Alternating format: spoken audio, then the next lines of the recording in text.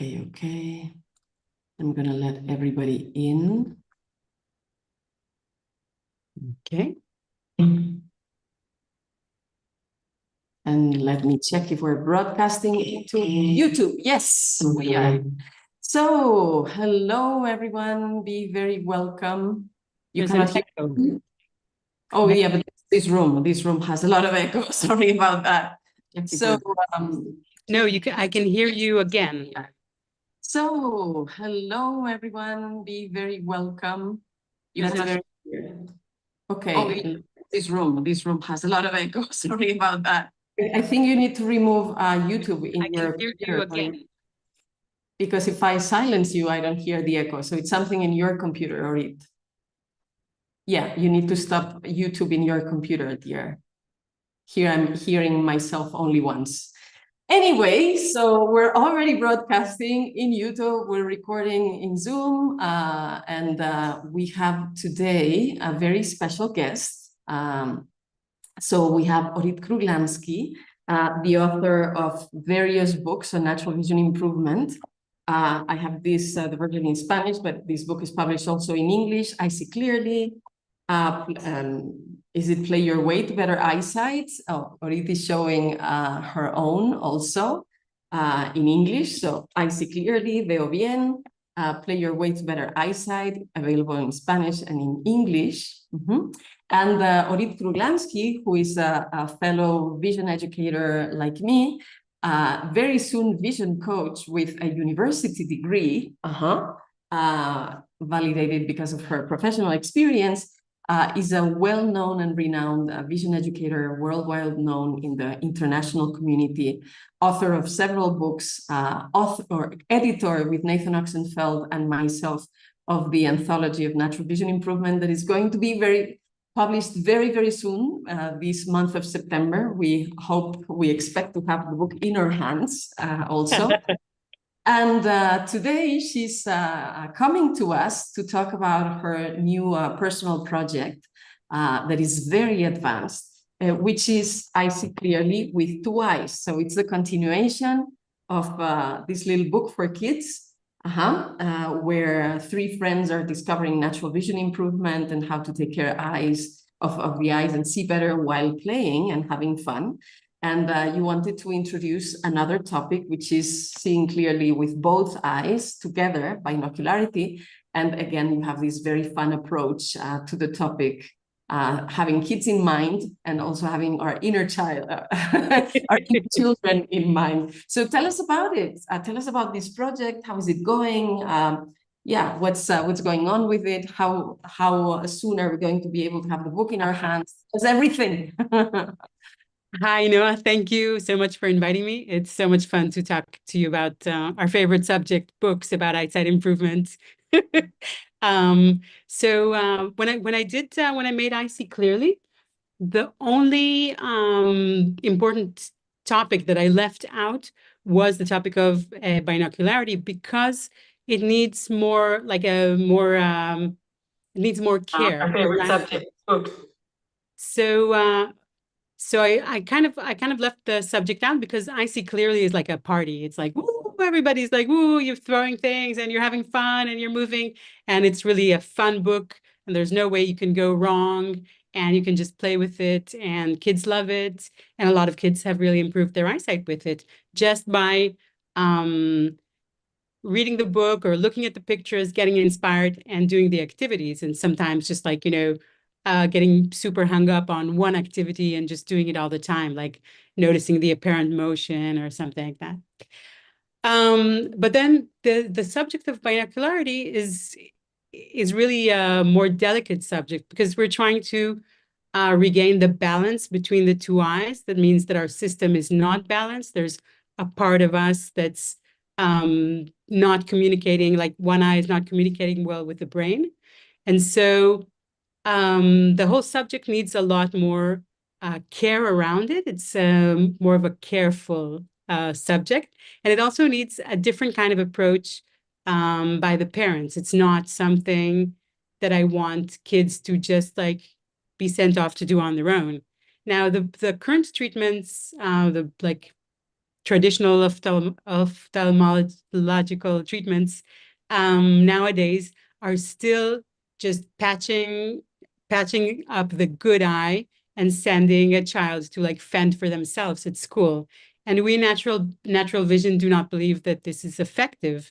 And we know that it's not, or probably not, going to bring the two eyes together, but it is definitely going to leave some scars on the person who had to go to school, fend for themselves, get mocked by all the other students, and also just like the fragility of going, like if you have one eye that sees better than the other, and you're like covering the eye that sees well, and you're left with the other one, it's really a very delicate situation for a person to be in.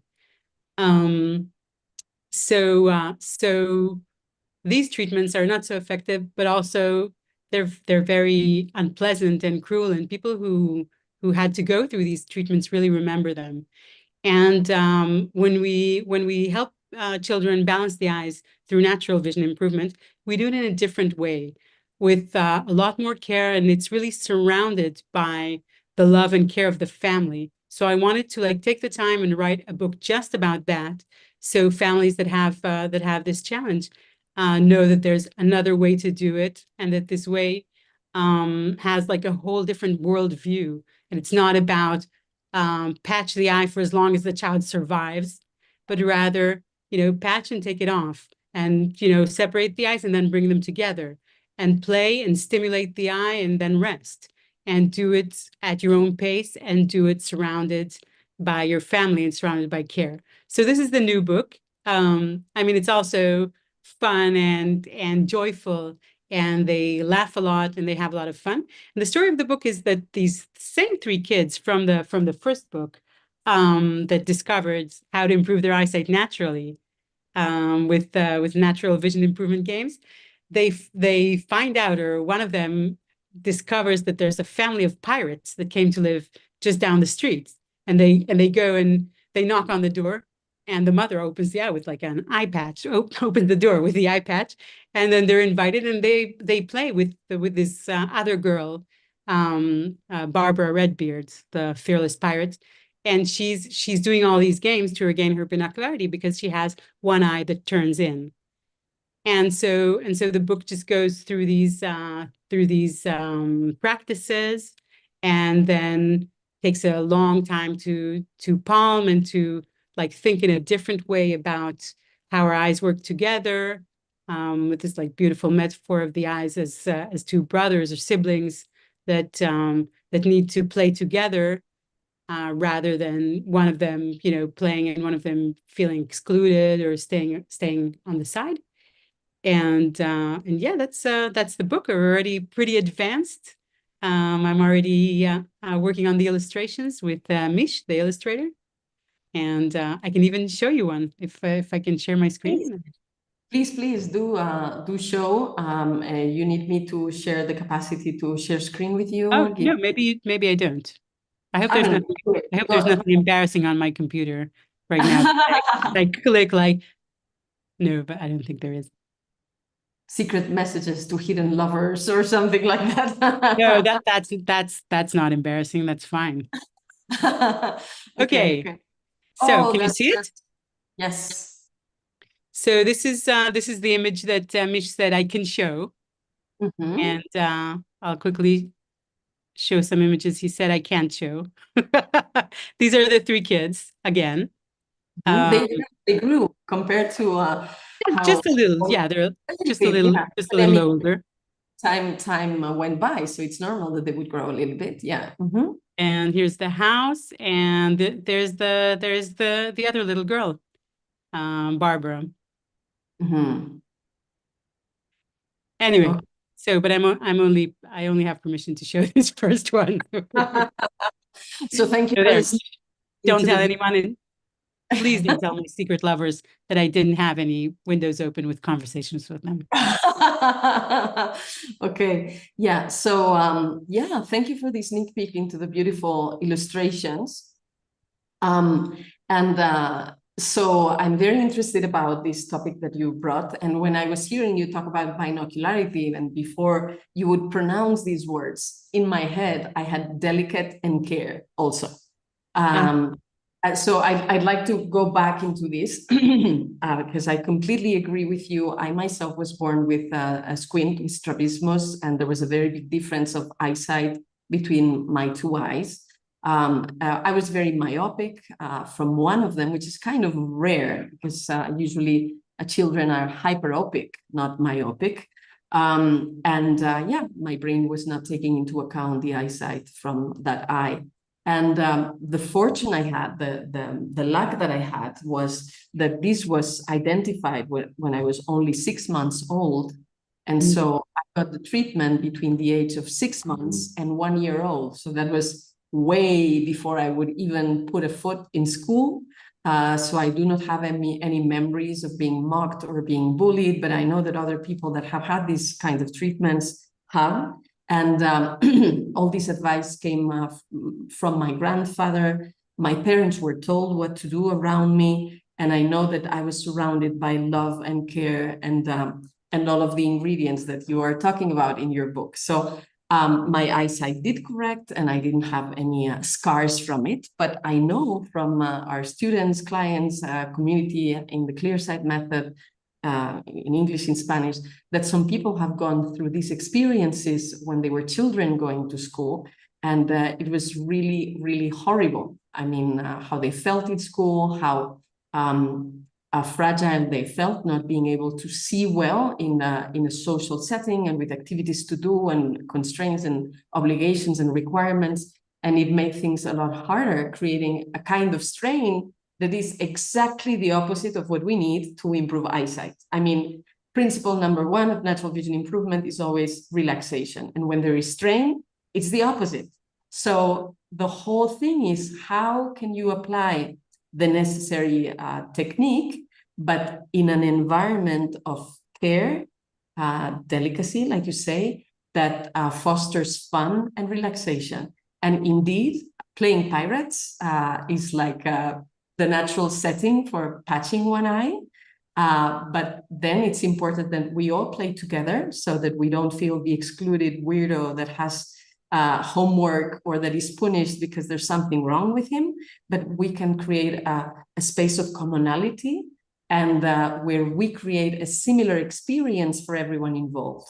I mean, if the parents, the adults, or the other children see well with both eyes, but they cover one, even if they're seeing better with that eye than the person that is trying to stimulate the eye that needs to see more, but at least they're kind of in the same sphere of experience of saying, okay, now I need to go slower. I need to be careful because I don't have all of my resources to relate with the world. And so that brings the people also closer to what may be the experience of the person that's trying to improve their eyesight, right, Orit?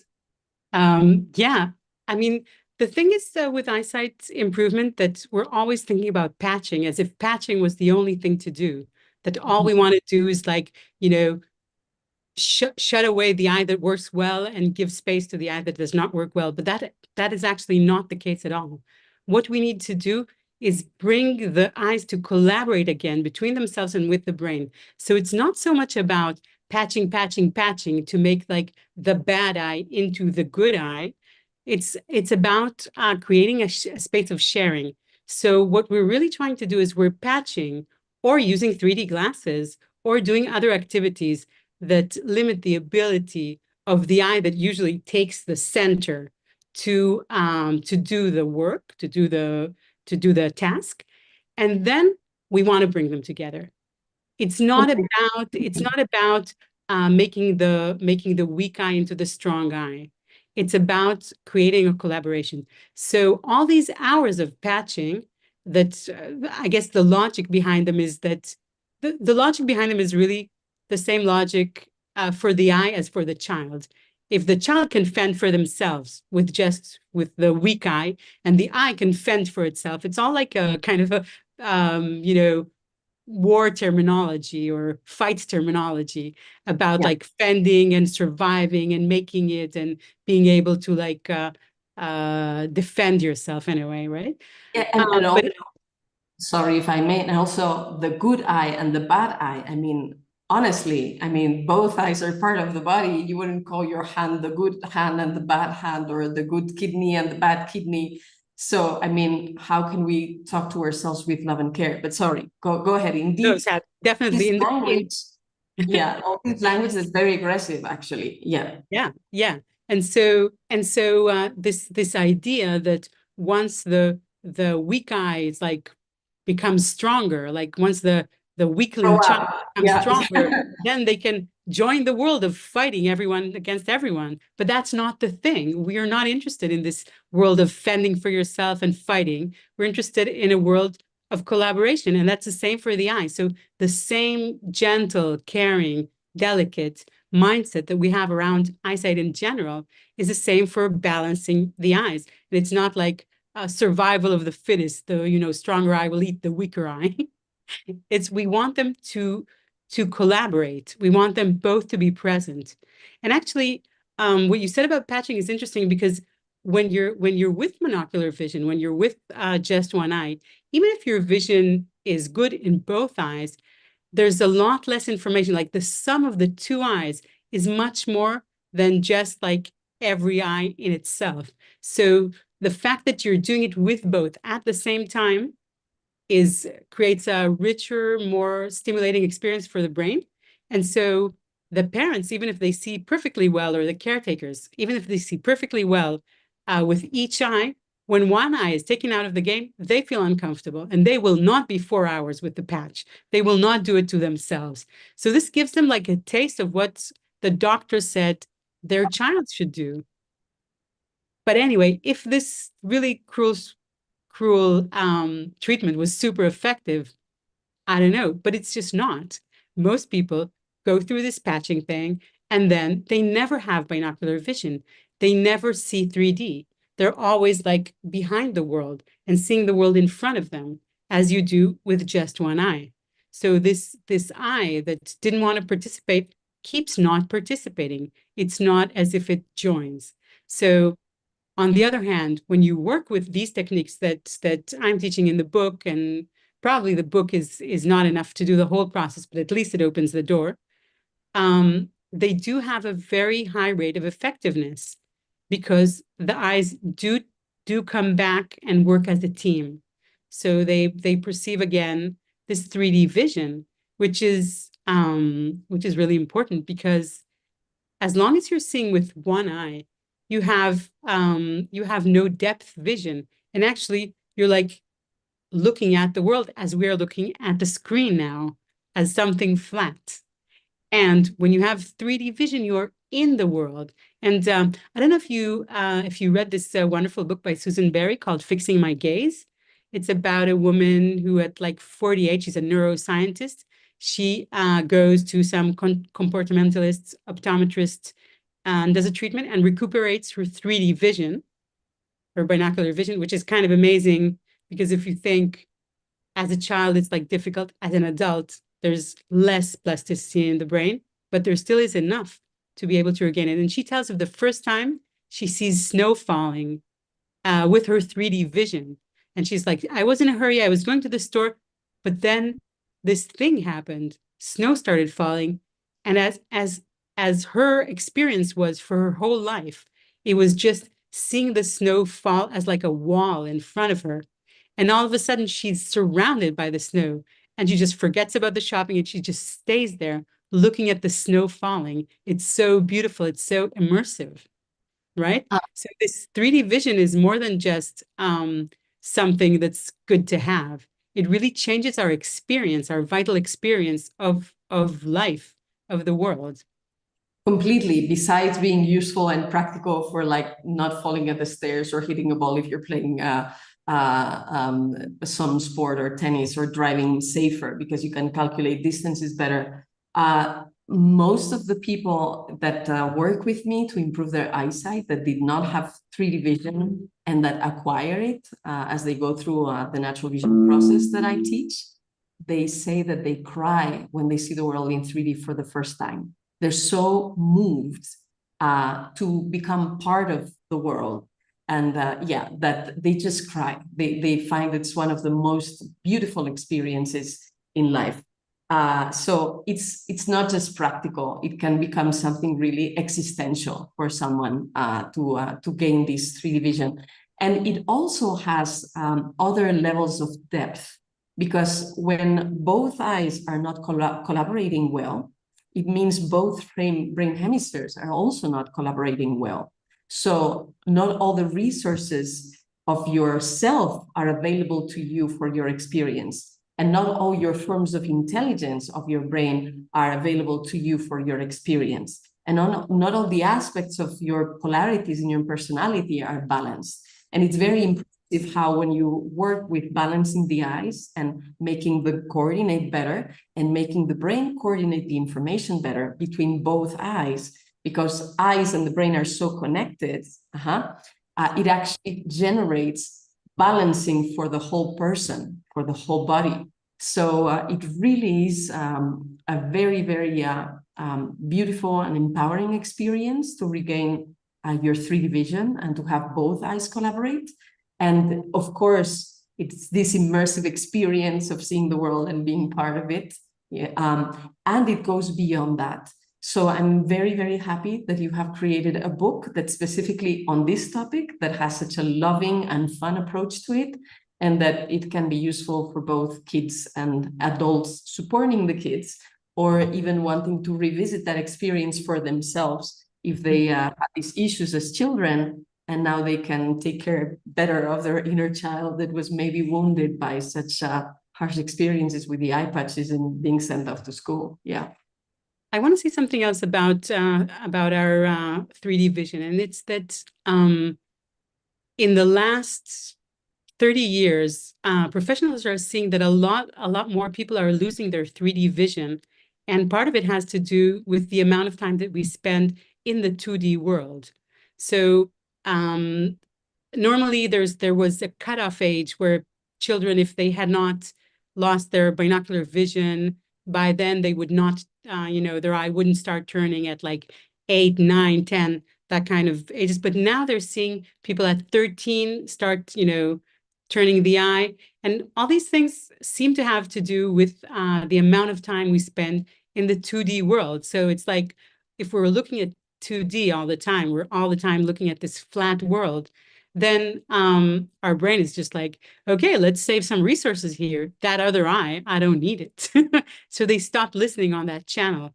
And I think 3D vision is going to become critical or is going to be, under critical attack in the next few years as people, as we as a culture try to find our balance between our, screens and all the advantages they give and all the great things that they do for us, like, being able to talk to you now. I'm in Barcelona, you're in Mexico. But, balance this with a good amount of care for ourselves and for our brains, for our eyes, and, for our whole person. So I think we're going to need these resources in the coming years. Yes, that sounds absolutely very relevant. In the last 4 years, the increase of vision issues has been like skyrocketing compared to the previous 100 years. And it has a lot to do with our screen time and our use of computers. And indeed, the brain is quote, quote, lazy if it's not stimulated or invited to do other things. That it will try to save resources and energy, but not always in the smartest way. So we need to help our little brains to take better care of us. And we can do it in a loving and fun way. And that's always what I love about your approach, that it shows in all your books that at the same time, there's great deal of love and care and attention to what the experience of the person going through the process is, and at the same time with a lot of humor, a lot of fun, and it's just pleasant. It's just nice to do it. It's nice to read and nice to follow. I do think play is the best way to learn. I think for some reason we got convinced that it's better to just like mechanically repeat things. But I think play is the best way for humans to learn. So in addition to being fun, it's also more effective. So Absolutely. That's how we learn the most important things for us, like talking or walking or riding a bike. Many things that we learn that are absolutely fundamental to functioning as humans, we learned through play. And then, of course, it depends on the kinds of schools that you went to. Some may have kept that kind of fun approach of discovery through play, and others may have been more quote, military.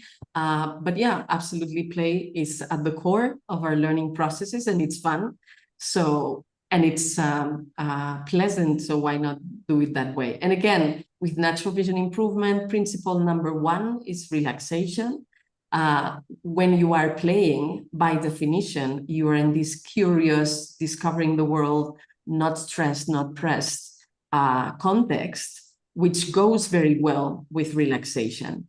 Whereas other ways of learning, they have expectations and evaluations and judgment and exams, and that puts in a lot of pressure, which goes with strain, which is not good for eyesight. So for many reasons, this playful approach is very, very good.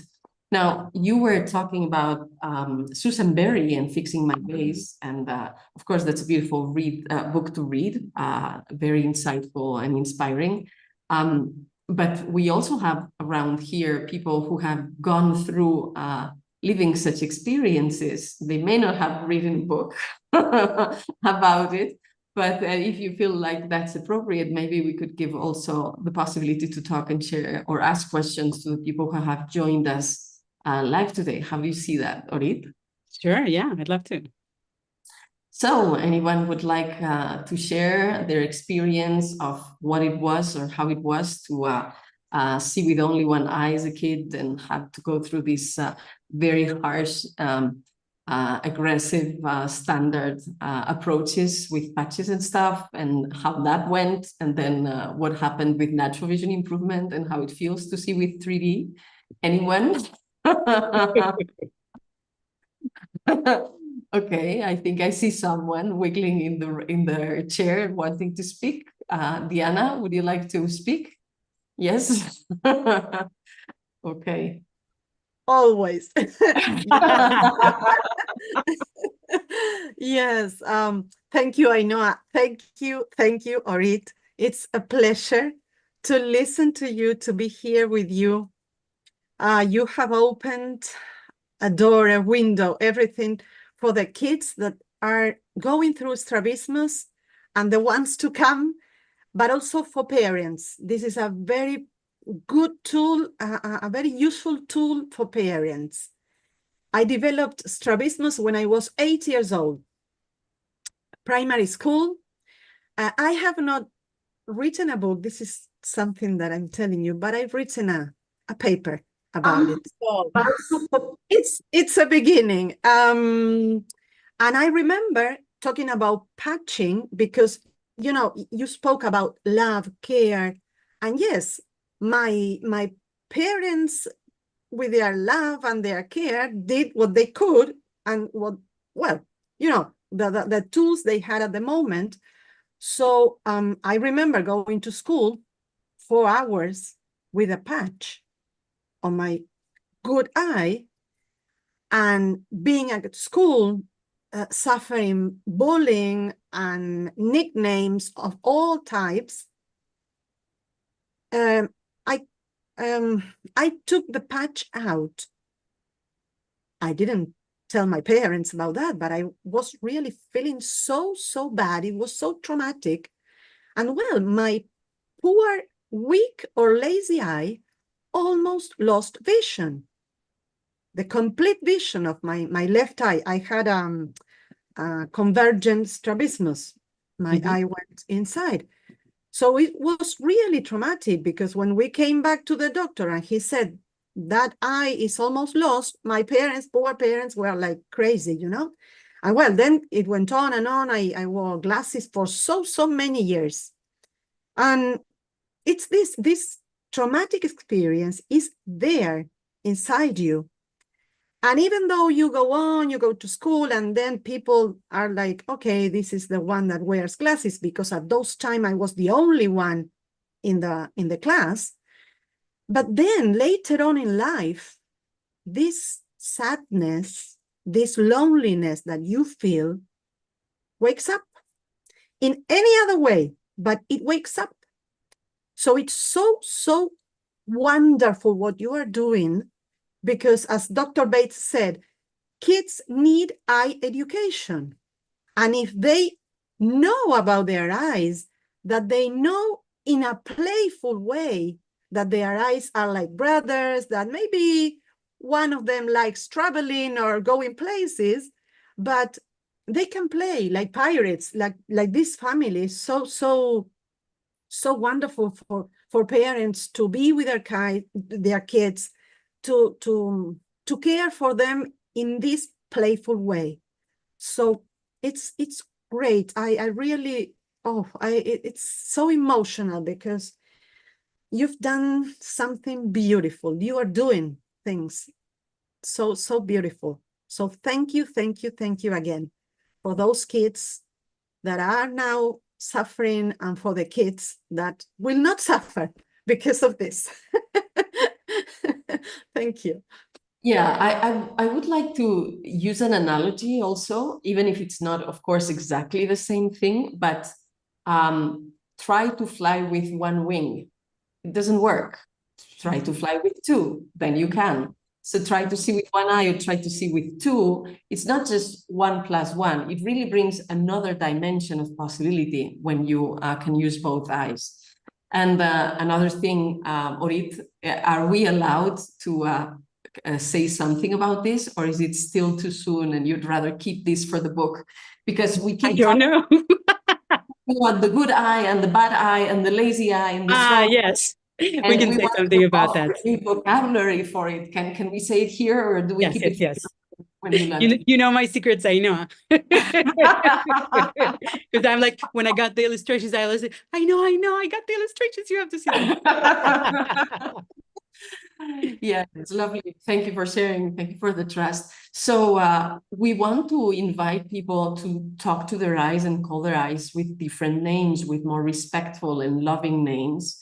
And that invites the eyes to collaborate, to have a relationship like two brothers or two sisters that can play together.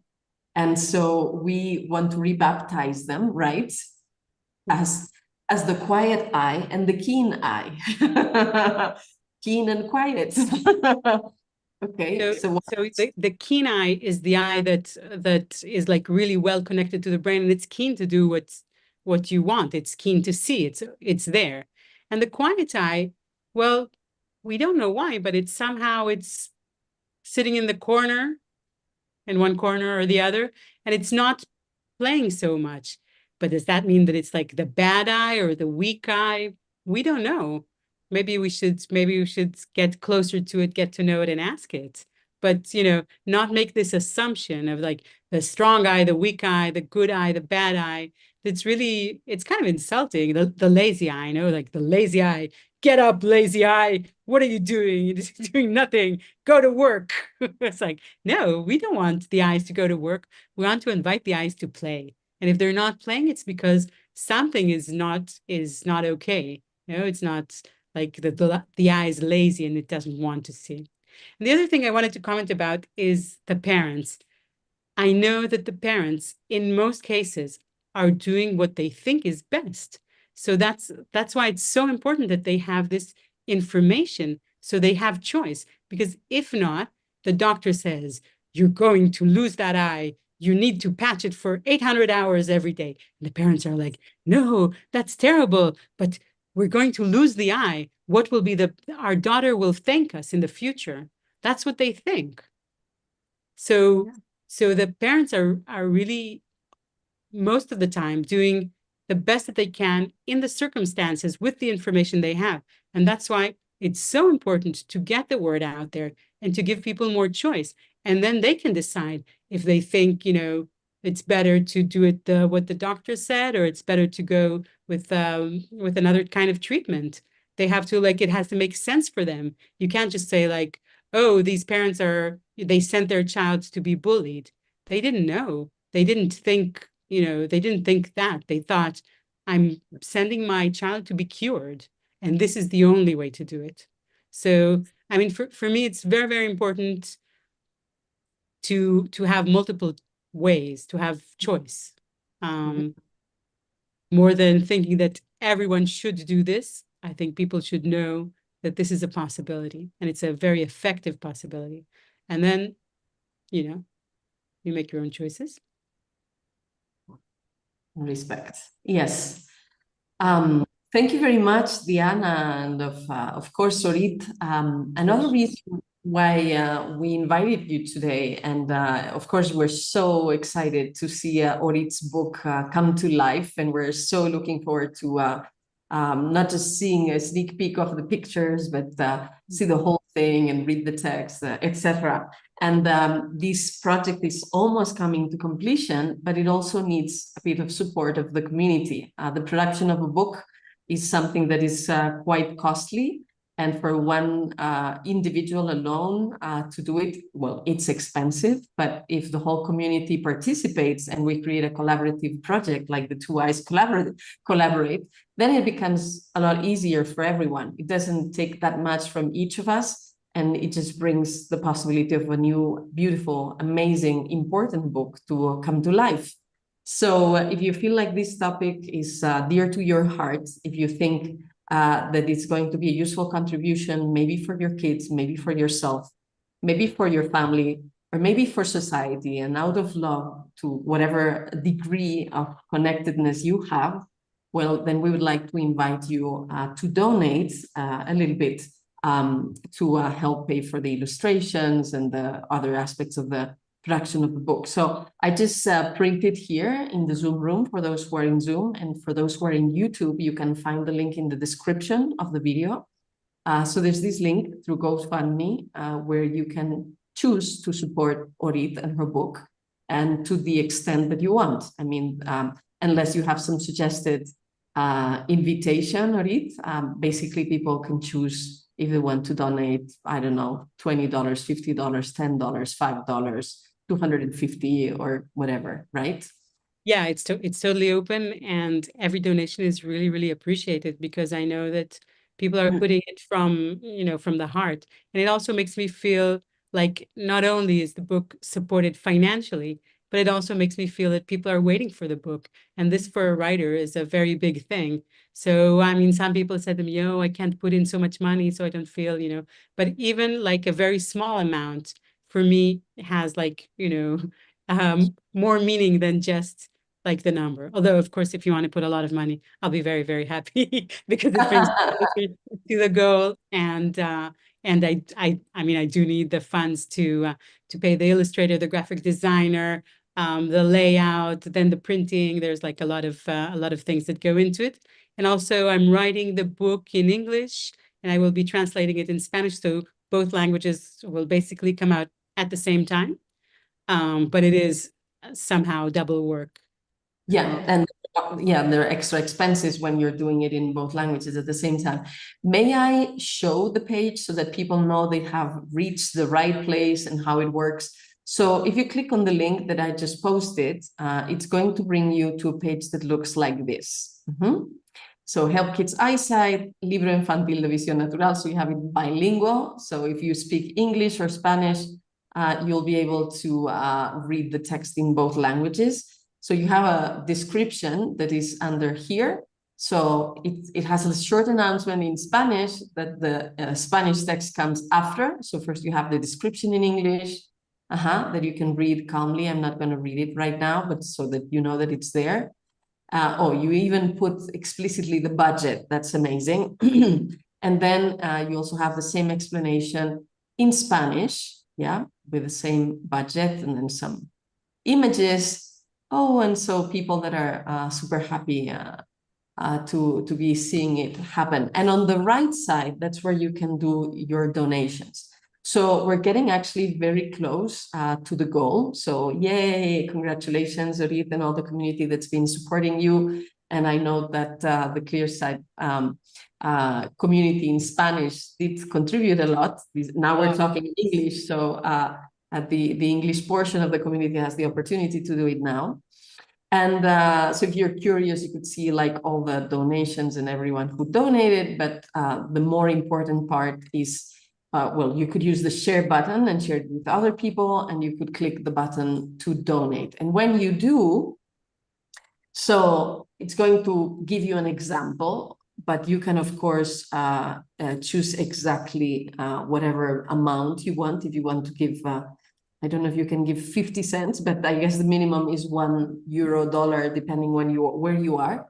And GoFundMe will calculate automatically a portion that they will also give to themselves because they're providing this service. But this is something that's suggested, and you could change it. You could donate more to GoFundMe if you want. You could even donate nothing if that's your choice. And once that you have set these two numbers, then you just need to choose your method of payment and click on the button to pay. Well, for some reason, I guess because my computer is in Spanish, it's showing all the instructions in Spanish at this moment. But if you're clicking and you're in an English-speaking country, you will have all of these instructions in English. Yeah? You want to say something about this a bit, about the process?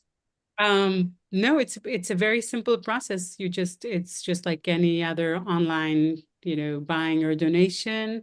And then you just click, you donate, and then that's it. Then I will be sending updates, so I will update when the book will be available. So you will know, you will get the GoFundMe is a system. They don't give me your email, so they have the emails, but I can update. So I will tell you when you can get the book, and everybody who donated, I'm going to give like some pre-sale or discount or something, so you can buy the book for half price when it's out.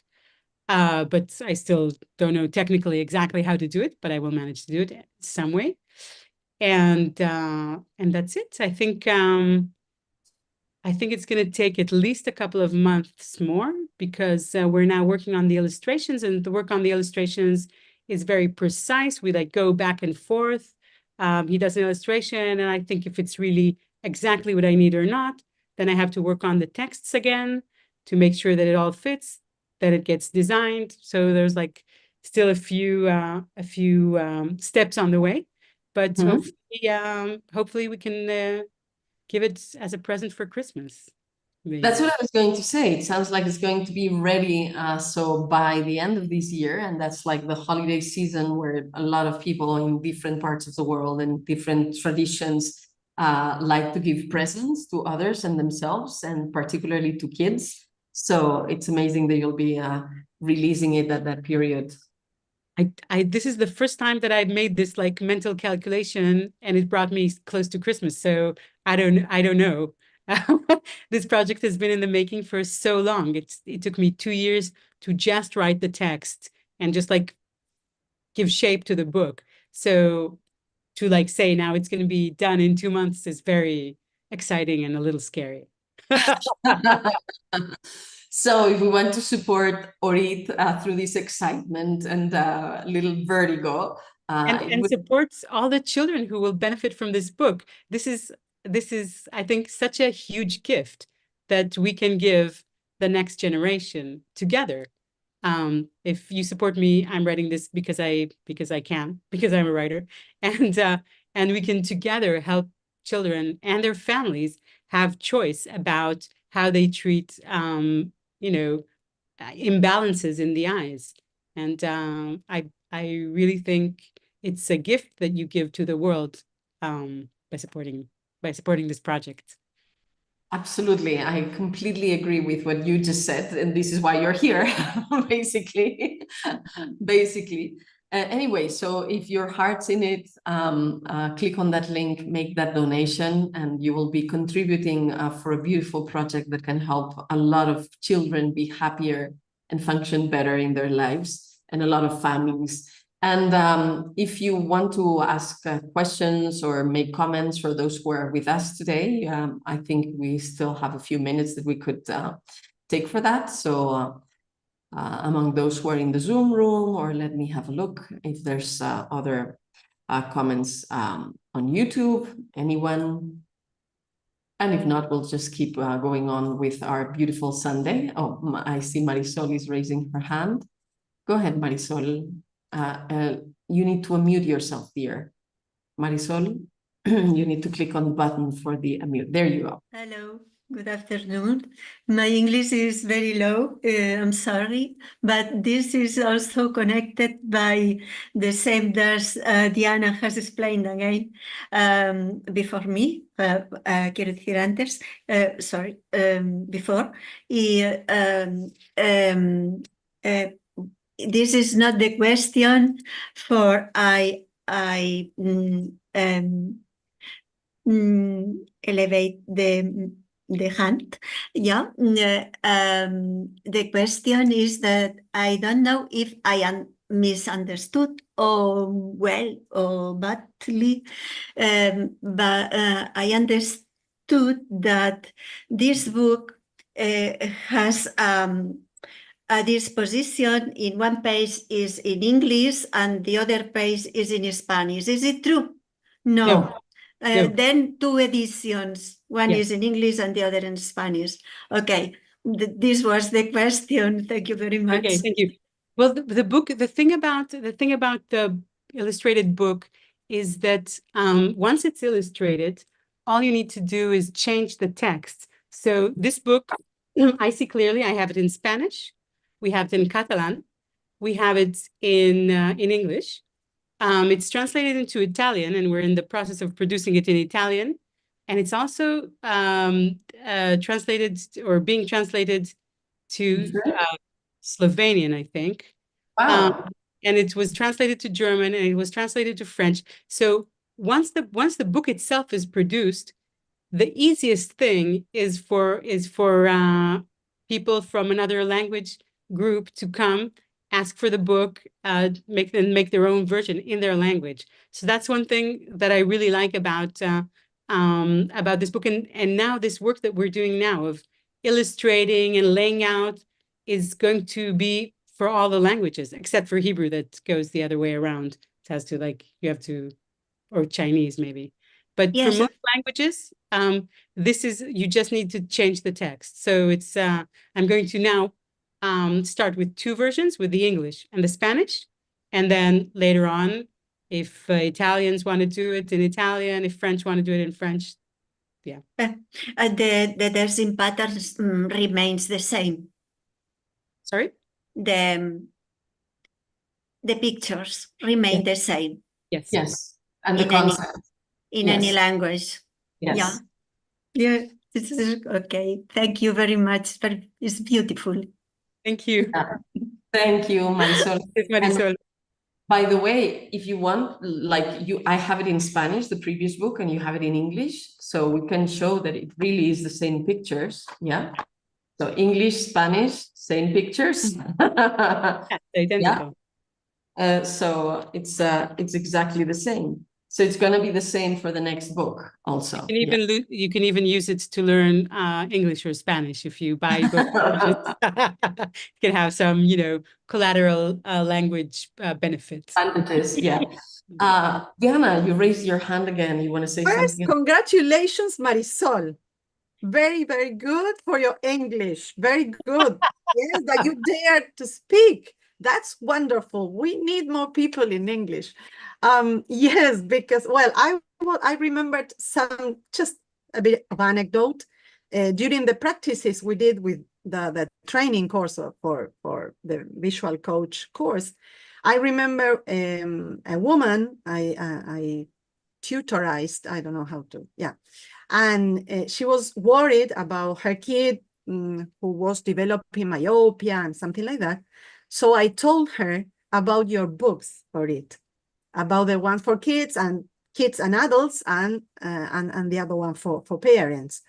And she was so grateful. She told me, thank you so much, because in this way I can play with my kids and learn also. And for me too, because, well, she was, I think, developing my presbyopia, I think.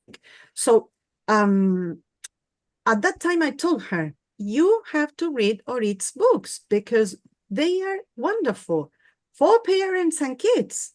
And even though there are many books of natural vision, but these particular books are great. And as you said, we learn better when we play, when we enjoy, when we connect with others. So thank you so much again. And very good, Marisol, again. Thanks, Diana. I think one of the things that that's the problem is, as Ainhoa said, good eyesight is all about relaxation. And so when on top of the strain and the stress that the children or the parents have already around this topic of eyesight, you put on like some homework, some things that you need to do and that are very serious. And then it becomes like even more terrible because they're stressing to relax, right? So yes, playing just like cuts through it and gets you straight to the point, which is relaxing and enjoying.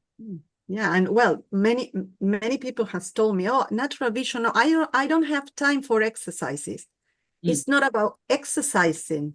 It's about playing, creating habits, and well, especially for kids, they are relaxed all the time when they play. So we have to learn from them.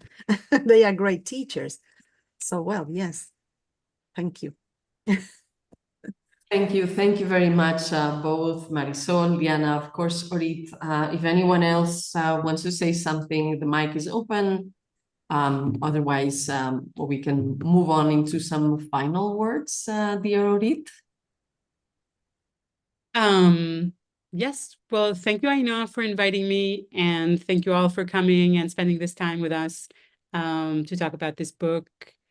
And thank you very much for your support in any way that you can support this project, by sharing it, by donating, by talking about it, by buying the book, by just being there and making me feel that that this is a worthwhile endeavor.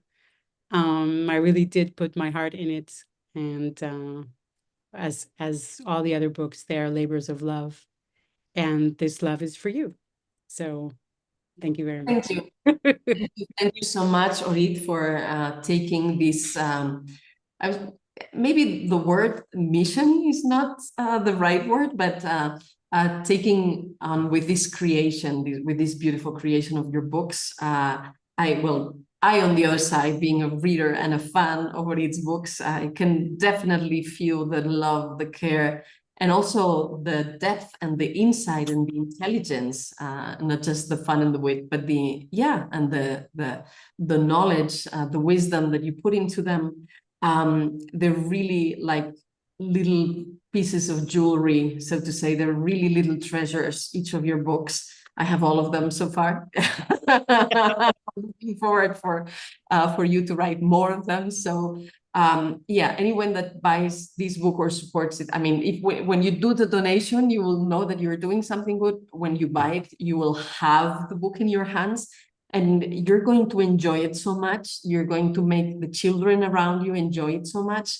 It's really a book that your books are books that I love, not just to buy, but to offer. So I'm really happy that they're coming out around Christmas, the next one. So it's going to be an amazing moment to buy several of them. At least I'm speaking for myself, and offer them to the children around me with lots of love and joy. So whatever happens today with the community donating, choosing to donate or not, or as much or as little, who knows? In any case, I wish you really all the best with this project, that things go as smoothly and beautifully as they are going up to now. And I'm so looking forward to having it in my hands, dear Orit. And in the meantime, we're going to see each other in New York in the AVE conference, the conference of the American Association of Vision Educators. Where we will present the book that we're working on together. Absolutely, this huge mythology of natural vision improvement. So that's going to be also a big moment, and we'll tell you about this book also in time when it's out there, so you can also get it. Anyway, so thank you for giving us time of your life, Orit, on a Sunday. Thank you very much for being here with us today, and especially for working on these amazing books. Thank you so much from the heart. Thank you, Ainhoa, and the whole community of the Clearsight method and Volver a Ver Claro.